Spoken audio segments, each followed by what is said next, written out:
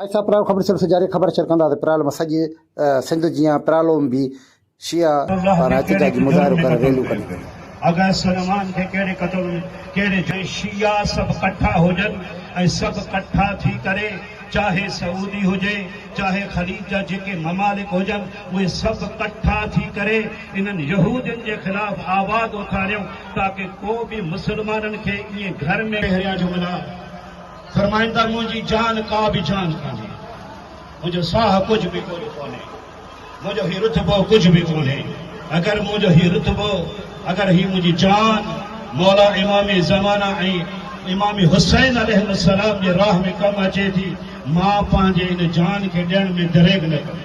शहादत मिली असांखे भी इहा शहादत मिली अॼु ही सभु ॿुधाइनि था दुनिया खे ललकारे त असां इसराइल अमेरिका या उन्हनि जे साथियुनि खां कोन था फिजूं। असां हर महाज में हर हंधि मज़मून सां गॾु आहियूं ऐं गॾु रहंदासीं। तो आओ हमें रोको सरे मैदान, हम सर से कफन बांध के निकले हैं घरों से।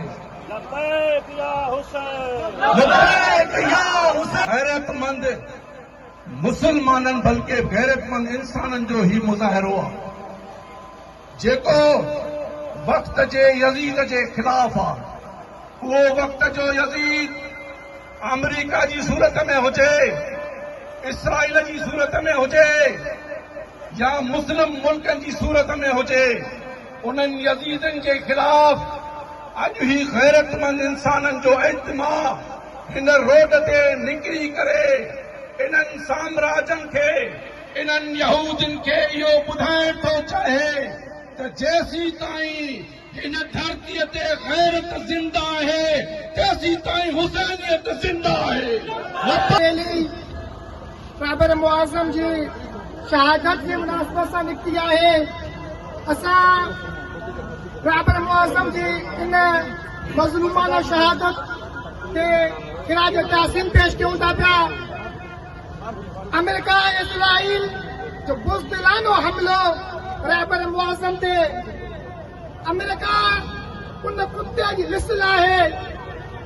इमाम ख़ुमैनी रहमतुल्लाह अलैह जो फरमाईंदा आहिनि त हीअ असां अमेरिका ऐं इसराइल ऐं उन जा जेके बि हामी आहिनि उन्हनि खे असां इहो ॿुधाइण था चाहियूं त असां अॼु बि इन गैरत क़ौम सां गॾु आहियूं। कल्ह बि गैरत क़ौम सां गॾु हुयासीं ऐं ता क़यामत